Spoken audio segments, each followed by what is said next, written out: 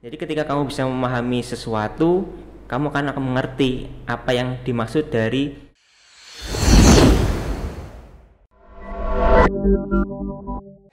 Assalamualaikum warahmatullahi wabarakatuh.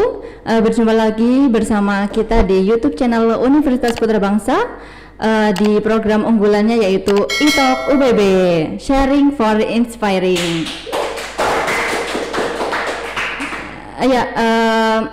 Seperti episode-episode sebelumnya, kita telah menghadirkan beberapa guru inspiratif tentunya, ada yang dari SMK 1, MAN 1, dan dari sekolah lain. Nah, kita kali ini mengundang guru inspiratif tentunya dari MAN 2 Kebumen, yaitu Bapak Wahyu Ratna Putra. Selamat siang Bapak. Selamat siang.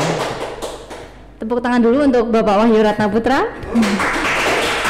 Ya, bagaimana kabar hari ini Pak? Alhamdulillah sehat. Alhamdulillah, terima kasih sebelumnya Pak sudah hadir di sini. Ya, sama-sama Mbak. Ya, bersama kita. Kalau boleh tahu Bapak Wahyu, alamatnya di mana Pak? Saya di Jalan Palem 43 Kebumen atau di Pasar Selang, yang komplek pasar itu di masuk pasar kemudian belok ke kanan itu udah masuk dekat rumah saya. Oh, di Pasar Senggol ya Pak? Iya, Pasar Senggol. Ya, dulu saya juga pernah ke sana Pak. Nah, ini mesti sama yang lain. Ya, yang lain. Sama ibu maksudnya ya. Ibu. Oh, berarti ya di sana juga ada dosen UPB Pak Dani. Ya, mungkin ya. Bapak kenal juga. Ya, kalau itu kenal. Bapak ini guru di di MAN 2 Kebumen ya Pak? Ya, betul. Kalau boleh tahu mengampu mata pelajaran apa Pak? Untuk saat ini saya mengampu 2 mata pelajaran, sejarah Indonesia dan sejarah. Kemudian selain di sebagai guru di MAN 2 Kebumen, sekarang aktivitas lainnya apa Pak? Lebih cenderung ke guru sih Mbak, karena memang untuk beberapa saat ini kan saya baru pindah. Jadi sebelumnya saya di MAN Blora, kemudian karena kemarin ada pemetaan ulang atau redistribusi untuk pegawai negeri baru, kemudian saya pindah ke sini dan ya aktivitas sekedar mengajar dulu. Alhamdulillah, jadi sekarang sudah PNS nih Pak? Iya, sejak tahun 2019 sebenarnya. Jadi dari awalnya dari MAN 2 Kebumen, kemudian sempat ke Blora. Iya. Selama berapa tahun Pak? Di sana kurang lebih 2 tahun pas. Oh, 2 tahun. Iya. Berarti menetap di sana 2 tahun ya Pak? Menetap di sana 2 tahun. Wah, jadi sudah tahu Blora. Ya kurang lebih lah, karena memang Jawa Tengah itu cukup luas dan Blora lumayan jauh kalau dari sini. Ya seluk-beluknya lumayan kalau digambarkan. Mungkin kalau jenengan bisa perjalanan sini Jakarta, kurang lebih perjalanannya sama. Dari Blora ke Kebumen itu sama seperti dari Kebumen ke Jakarta. Naik apa Pak ke sana? Kalau pakai kendaraan umum bisa, kalau kendaraan pribadi juga bisa, motor atau mobil. Kalau saya seringnya pakai kendaraan bermotor, motor pribadi. Oh iya. Karena memang kendaraan di sana cukup sulit dijangkau untuk kendaraan umumnya. Sulit ya Pak, memang. Sulit. Kalau kita pakai kereta api malah muter-muter. Kalau kereta Seperti- api ada, Oh ada, tapi kan terbatas. iya sama kayak ketika ke Semarang, ke Blora itu Mm-mm. jalurnya itu harus muter dulu. Iya, betul. Nggih. Yang menarik di Blora apa nih Pak? Bisa Yang menarik diceritakan? di Blora cukup banyak sih Mbak, karena memang Blora itu dikenal dengan kota Samin atau kota di mana orang-orang dari suku Samin berasal. Dan di situ mungkin kalau jenengan merupakan fansnya Pram atau Pramudia Anantatur, di sana adalah kota kelahiran sang novelis Pramudia Anantatur yang kemudian kemarin difilmkan novelnya sangat terkenal, Bumi Manusia. Wow. Itu adalah kota kelahirannya Pram. Dan di sana ya mungkin kalau orang awam mengenalnya Cepu yang merupakan kilang minyak yang dikatakan cukup besar di Jawa Tengah, berada di Kabupaten Blora. Blora ada pantainya nggak sih Pak? Nah, ini berarti belajar geografinya kurang. Nah, Blora Setahu itu saya, iya. terletak di tengah Pulau Jawa. Jadi kalau mau cari pantai di Blora mungkin sampai jenengan Jepara ya Pak, yang paling dekat atau di mana? pantai paling dekat itu di Rembang. Oh Rembang. Iya, karena utara Kabupaten Blora itu langsung Kabupaten Rembang. Iya. Jadi pantai di Jadi ke Jepara lebih jauh lebih lagi. jauh. Kalau ke Jepara kurang lebih 2,5 sampai 3 jam. Oke, ya baik. Kembali lagi ke MAN 2 Oke. Kebumen nih Pak. Iya. Kan dulu Bapak sekolah di MAN 2 Iya, Kebumen. betul. Nah, ini dulu mengambil mata pelajaran apa Pak? Jadi jurusannya apa di Mandua Kalau Kebumen? saya mengambil jurusannya IPA, Mbak. Oh IPA. Iya. Kok bisa dari IPA ke sejarah itu gimana ceritanya Pak? Sejarah itu suatu kesukaan. Jadi karena saya dulu suka sejarah, karena pelajaran yang paling enak menurut saya adalah sejarah setelah suntuk dengan pelajaran yang cukup berat yakni matematika, fisika dan kimia. Kemudian datanglah pelajaran sejarah, itu yang paling menyenangkan. Sangat menyenangkan bagi seorang yang sudah bunek atau bahasanya sudah terlalu penat dengan hitung-hitungan, kemudian mendapatkan cerita-cerita. Jadi itu yang membuat saya, oh kenapa saya tidak ambil sejarah meskipun saya dari IPA. Nah, oh itu, jadi iya. awal mulanya dari situ karena Iya. penat dengan matematika dan hitung-hitungan, Iya. makanya ngambilnya sejarah di Ngambilnya sejarah. kuliahnya ya Pak. Iya betul. Nah berarti tips untuk siswa-siswa nih Pak yang nggak suka dengan sejarah itu gimana? Kan Bapak suka sekali Iya. dengan sejarah nih. Kadang ada siswa yang sejarah mungkin ya di mata siswa-siswa hanya menghafal banyak tulisan-tulisan, itu seperti apa Pak kira-kira? Kalau sejarah intinya adalah memahami. Jadi ketika kamu bisa memahami sesuatu, kamu akan mengerti apa yang dimaksud dari apa cerita yang kamu baca. Nah, tapi kalau kamu membacanya hanya sekedar membaca, tidak dipahami atau sekedar tahu tanpa mengerti makna dari cerita itu, ya hanya sekedar tahu saja. Tapi kalau bisa memaknai satu cerita, memaknai satu peristiwa, nanti akan memahami. Dan sejarah itu sebenarnya bukan menghafal, tapi memahami. Ibaratnya memahami seorang perempuan. Jika kamu hanya menghafal, oh perempuan ini sukanya ini, dikasihnya bunga. Tapi kalau kamu tidak bisa memahami perempuan itu, kamu tidak akan bisa mendapatkan hatinya. Seperti itu kan lebih. Jangan menganggap rumit dulu ya Pak. Yang Iya. penting memahami dulu, dipelajari dulu. Iya, betul. Ya. Ya, ngomong-ngomong, kenapa kita mengundang Bapak, yaitu karena Bapak ini kan merupakan guru inspiratif ya Pak. Nah kita ada nih buktinya Pak. Ada bisa dilihat di sini. Oke.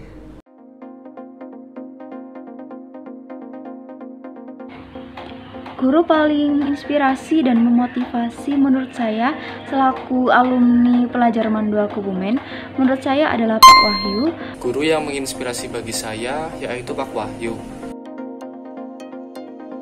Beliau merupakan guru mata pelajaran sejarah di Mandua Kebumen.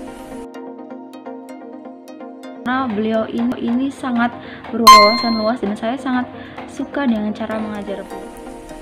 Menurut saya, beliau orang yang asik. Di setiap pembelajaran dan pertemuan daring pun, beliau orang yang friendly.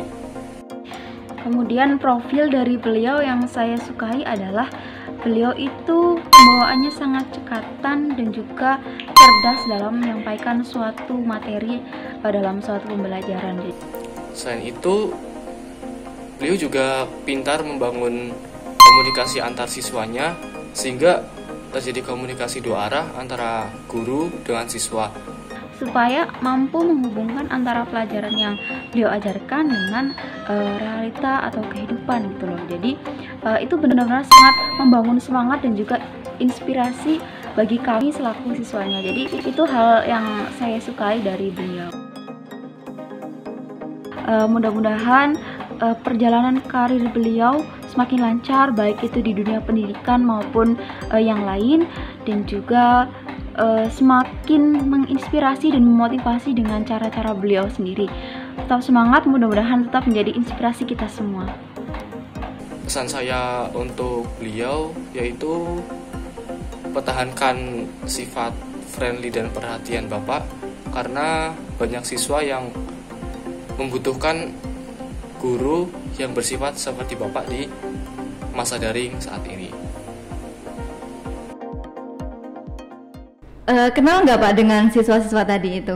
Ya, itu salah satu murid saya dulu ketika masih di Mandua, satu kelas IPA 1, yang satunya kelas IPS kalau tidak salah, itu yang laki-laki. Jadi sekarang alumni ya Pak, Iya, tapi saya masih mengenang Bapak dengan baik. Berarti Bapak ini merupakan sosok guru inspiratif bagi mereka. Tepuk tangan dulu. Ya, berarti kan terbukti nih Pak, Bapak adalah sosok guru inspiratif. Tapi menurut Bapak sendiri nih, guru inspiratif itu seperti apa Pak? Sebenarnya kalau guru inspiratif itu lebih cenderung bagaimana seorang guru yang mampu membangun karakter kepada anak didiknya supaya dia mampu lebih baik dibandingkan gurunya. Ketika dia atau anak didik itu atau peserta didik itu mempunyai gambaran atau masa depan yang lebih baik dibandingkan gurunya atau orang yang dia cita-citakan, maka guru itu berhasil menginspirasi. Jadi jangan sampai ketika guru itu membuat muridnya malah menjadi lebih kurang atau lebih buruk daripada dirinya. Sehingga ketika seorang siswa atau seorang peserta didik mampu memikirkan atau mempunyai cita-cita yang jauh lebih tinggi dan berhasil, itu bisa dikatakan guru yang inspiratif karena mampu membangun pemikiran, membangun karakter siswanya jauh lebih baik ke depannya. Seperti itu, Mbak. Super sekali. Ya, jadi tidak membuat tidak membuat siswa jadi berkecil hati ya, Pak. Iya. Dan ketika siswa tersebut jadi sukses, nantinya kan gurunya sendiri yang bangga. Iya, Mbak. Betul sekali. Ya, betul sekali. Bapak kan kalau saya lihat di CV, nah ini Pak, ada apa nih Pak? Oke. Foto Voice of Mandamen. Iya, betul. Ini kalau nggak salah tahun 2019 ya Pak. Iya. Boleh diceritakan Pak, ini apa dan acara apa Pak? Oke, Voice of Mandamen ini satu acara atau suatu kompetisi dari Kementerian Agama tahun 2019 di mana kita atau madrasah diberi kesempatan untuk menunjukkan kemampuannya dalam bidang syiar, kemudian bidang tilawah atau qiraah, dan terakhir adalah ini dakwahnya, dan satunya adalah tarik suara, sehingga masing-masing madrasah diberi kesempatan untuk tampil di televisi jika mampu untuk melewati tahapan yang ditentukan. Jadi mulai dari di sini kebetulan ini di IAIN atau UIN Wali Songo sekarang tahun 2019 ini seleksi tingkat provinsi. Ini kebetulan setelah seleksi di pertama, alhamdulillah kami bisa mendapatkan peringkat pertama di provinsi. Kemudian setelah ini baru kita tampil di Jakarta. Jadi ini adalah awal dari anak-anak yang saya rasa itu cukup membanggakan karena saya tidak menyangka mereka akan bisa sampai sejauh itu. Karena harapan kami saat itu datang ke sana paling tidak untuk mewakili nama madrasah kami. Entah apapun hasilnya, yang penting kami berusaha dengan baik. Karena saat itu memang persiapan sangat kurang. Jadi dari awal penentuan kami lolos hingga kami diminta untuk show untuk kompetisi di Semarang, itu kurang lebih hanya sekitar 4 hari untuk mempersiapkan baik itu kostum, kemudian sound, tilawah dan sebagainya. 4 hari itu yang cukup membuat kami kerepotan. Belum lagi perjalanan dari Kebumen ke Semarang makan waktu. Jadi kami berangkat dari Kebumen itu jam 3 pagi karena jam 8 sudah harus standby di sana untuk melaksanakan kompetisi itu.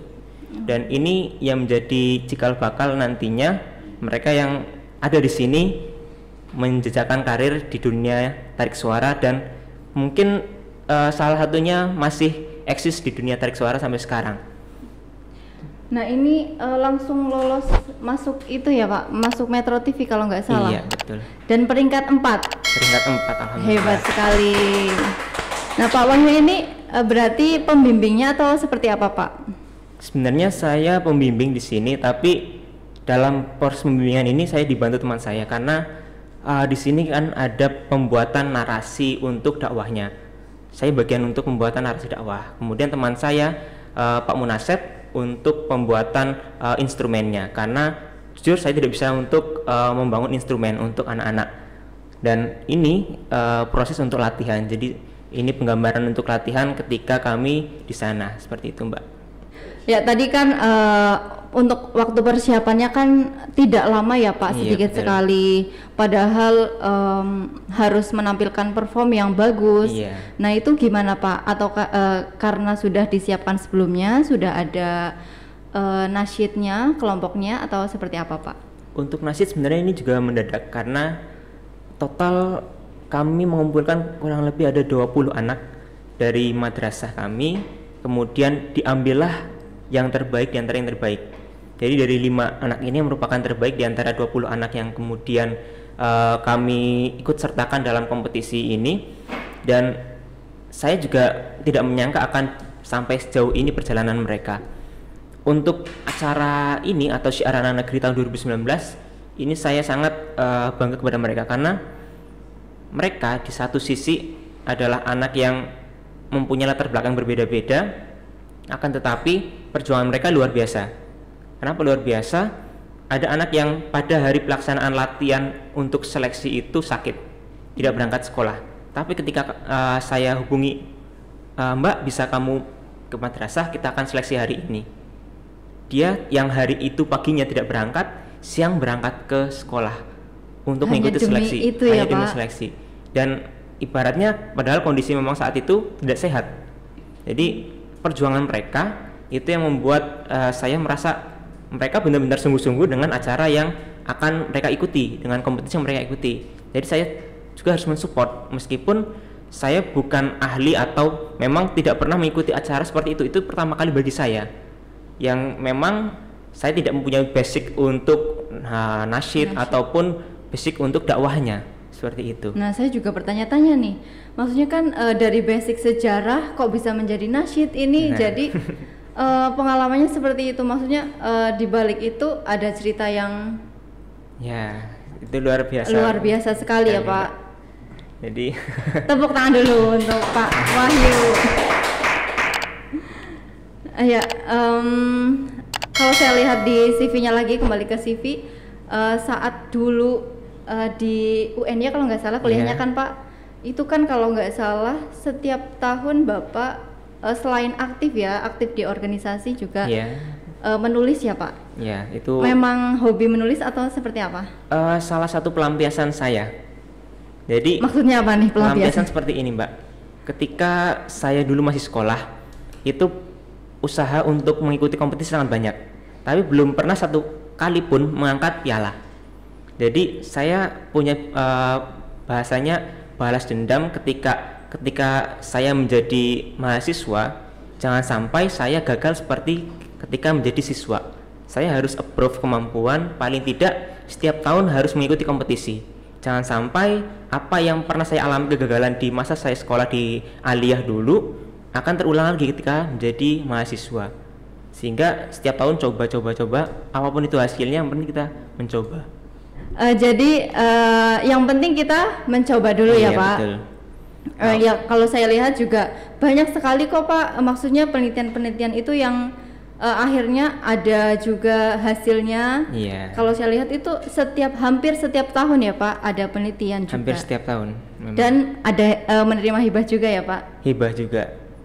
Nah itu yang membuat saya tertarik adalah Bapak juga pernah membuat PKM GT. Nah ini bisa lolos Pak, itu gimana caranya Pak? Kan kalau kita tahu itu kan PKM tarafnya nasional ya Pak. Jadi betul. Kan banyak sekali pesaingnya. Nah Bapak ini bisa sampai lolos GT itu seperti apa Pak?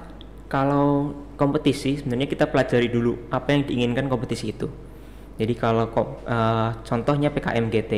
PKM GT sebenarnya keinginannya dia itu rasional tapi juga itu fantastis. Jadi jangan hanya sekedar membuat hal-hal yang remeh-temeh. Buatlah sesuatu yang fantastis tapi itu rasional. Tapi juga bisa diikut sertakan dalam kompetisi yang kelas PKM atau yang itu kelasnya nasional. Berbeda dengan PKM yang lain seperti PKMP, PKMKP atau PKMT yang lebih cenderung ke pengarahan ke teknik ataupun ke lingkungan. PKM GT itu lebih cenderung tadi fantastis dan rasional. Jangan membuat sesuatu yang remeh-temeh atau hal yang sepele. Tapi untuk PKM yang lain harus dipikirkan secara rasional sekali dan imbasnya kepada masyarakat atau kepada orang lain, seperti itu Mbak. Ya karena GT kan gagasan tertulis ya Pak, jadi rasional tapi juga dan masuk akal, fantastis juga. Ya mungkin Kalau misalkan PKM bisa lintas institusi mungkin bisa ya Pak, maksudnya dari kita mahasiswa, pembimbingnya dari Mandua, bisa nggak ya? Ya mungkin ini jadi motivasi untuk mahasiswa Putra Bangsa tentunya untuk membuat lebih gencar lagi membuat PKM yang menarik ya Pak. Iya, oke. Dan bermutu tentunya. Iya jelas kalau itu. Ya, kita lanjut lagi. Mungkin kan nasyid bisa, sejarah, oke lah kan basicnya ya Pak. Iya. Mungkin ada cita-cita yang belum terwujud Pak. Saya satu yang belum terwujud itu membuat novel. Novel. Iya. Dari dulu saya pengen membuat minimal satu novel. Jadi saya sudah lama ingin membuat itu tapi sampai sekarang belum terwujud. Untuk risetnya karena ini novel sedikit sejarah, jadi risetnya cukup lama. Jadi novel mungkin cukup banyak di kalangan pasaran novel romance atau novel tentang yang detektif atau novel tentang fiksi. Itu saya ingin buat novel tentang sejarah. Tapi sedikit romance. Sejarah romance, wah menarik sekali. Ya, kita tunggu ya Pak untuk karyanya. Nah, mungkin tadi cita-cita ya, kemudian pesan nih Pak, pesan untuk adik-adik mahasiswa dan adik-adik siswa Mandua itu biar seperti Bapak ini gimana Pak? Oke, sebenarnya saya ingin berkata-kata bahwa ketika kamu masih menjadi siswa atau mahasiswa, manfaatkan itu karena momen itu sangat berharga dan tidak akan terlupakan. Suatu saat ketika kamu sudah tidak lagi menjabat atau mempunyai gelar siswa atau mahasiswa, kamu akan mengenang itu, dan ketika kamu merasa bahwa nama mahasiswa dan siswa itu sangat penting, kamu baru akan menyesali.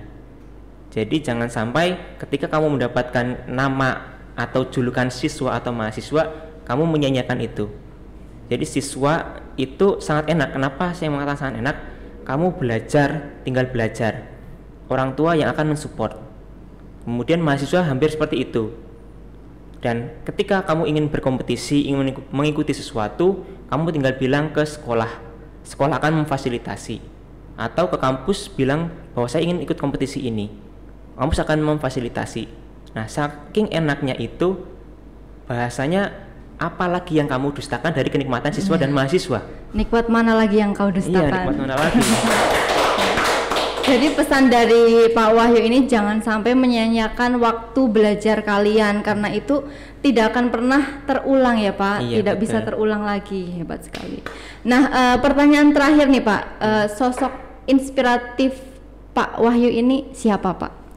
Sebenarnya kalau ini yang paling saya susah untuk jawab, karena saya kalau dalam sejarah banyak membaca tokoh-tokoh yang sangat enak untuk dijadikan inspirasi. Tapi salah satunya itu adalah Bung Hatta. Bung Hatta. Jadi, wah ini menarik sekali. Ya. Biasanya kalau ditanya mesti ibu, kalau enggak bapak. Nah ini Bung Hatta gimana Pak? ya karena Apa yang menjadi inspiratif Oke. untuk bapak ini? jadi dari sosok seorang yang bisa menjaga janjinya. Jadi Bung Hatta itu tokoh yang dia pernah berjanji bahwa saya tidak akan menikah sampai Indonesia merdeka. Padahal ketika beliau berkata seperti itu usia sudah 30-an. Nah, ketika beliau itu menikah sudah usia 40-an. Karena Indonesia baru merdeka di usia beliau yang kurang lebih ada sekitar 40 tahun lebih. Udah hampir menjelang 45-an. Nah, dia menjaga janjinya, saya tidak akan menikah sampai kemudian saya memerdekakan bangsa ini atau Indonesia merdeka. Berarti orang itu dia mampu menjaga kata-katanya sendiri, menjaga janjinya. Sehingga ketika orang yang mampu menjaga janjinya, dia akan bisa dihargai atau dipercaya oleh orang lain. Seperti itu. Hebat sekali. Jadi jangan sampai membuat orang itu tidak percaya dengan dirinya sendiri ya Pak. Dan harus selalu memegang erat dengan janjinya sendiri. Nah, sebagai penutup nih Pak, kita ada satu sesi untuk quick question and answer. Oke. Jadi saya bertanya dengan cepat, Bapak juga diharapkan menjawab dengan cepat juga ya Pak. Ya. Santai aja Pak. Padahal saya yang grogi. Nah, pertanyaan pertama, Juventus atau Chelsea? Chelsea. Kenapa Pak? Kok cepat sekali menjawab Chelsea? Ya, dua-duanya dua tim favorit saya sebenarnya. Tapi dan kenapa memilih Chelsea? Chelsea dijelaskan? itu tim yang konsisten untuk beberapa tahun ini. Akan tapi Juventus setelah kemarin kehilangan Ronaldo hilang arah. Oh, gitu. Hidup Chelsea. Nah, oke. Yang kedua, Kebumen atau Blora? Kebumen. Kenapa, Pak?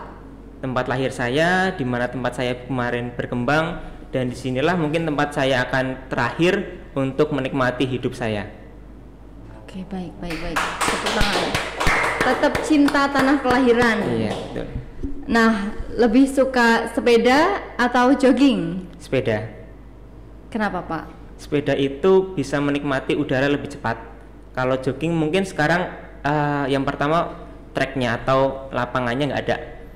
Oh, iya. Kita lebih bahaya kalau jogging tiba-tiba ada kendaraan besar lewat. Sering berarti, Pak, ya, sering sepedaan? kalau dulu sering, sekarang sudah jarang sekali. Oh, kenapa, Pak? Ya karena pertama ketika melihat Blora, kalau di Blora itu trek atau wilayahnya naik turun perbukitan, sehingga Iya. naik sepeda di situ cukup menguras tenaga. Nah kalau di sini mungkin besok saya akan berpikir lagi, karena memang masih dengan kondisi pandemi seperti ini memang tidak boleh bepergian. Yaudah, kita masih di rumah saja, seperti itu. Iya, betul Pak. Tetap menjaga kesehatan Iya. dengan tidak bepergian juga. Nah, selanjutnya Naruto atau ngegame? Naruto. Kenapa ini? Naruto itu sebenarnya karakter tokoh yang dia bisa mempelajari dari kehidupan, bagaimana seseorang yang tidak punya apa-apa kemudian mendapatkan sesuatu hingga dia bisa mendapatkan cita-cita yang dia inginkan, sehingga kita belajar suatu proses. Nah, jawabannya tetap, maksudnya ini sesuai dengan karakternya Pak Wahyu ya. Nah, langsung cepat saja ya Pak. Lapangan besar atau futsal? Lapangan besar. Nasyid atau puisi? Nasyid. Coba praktekkan Pak. Wah, saya jujur. Kalau nasyid ini Gak apa-apa Pak, kita santai aja Pak. ya, karena memang seperti yang tadi saya sampaikan bahwa untuk instrumen memang teman saya hanya bisa menuliskan naskahnya, karena untuk naskah itu lebih gampang membuatnya. Oke, baik. Ya bisalah besok dituliskan ya Pak, untuk mahasiswa mungkin ada UKM nasyid nantinya. Oke. Nyanyi nasyid. Ya kalau menyanyi bisa nggak Pak? Nyanyi saya Bisa, nanti cukup membuat suaranya agak nggak enak. Oke, baik. Terima kasih Pak Wahyu sama-sama, untuk Mbak waktunya datang ke sini siang-siang panas ya Pak. Semoga tidak apa sih namanya, tidak mengganggu waktu Bapak sama-sama. di sela-sela kesibukan Bapak. Terima kasih sudah datang. Semoga tidak kapok. Ya, kita tutup. Terima kasih juga untuk Sobat Inspirasi dimanapun Anda berada sudah menonton dari awal sampai akhir. Jangan lupa like, comment, subscribe, dan share video ini. Kita sama-sama ya Pak, ketika saya bilang e-talk UPB, kita sama-sama bilang sharing for inspiring gitu ya Pak. Oke. e-talk UPB, Sharing for inspiring.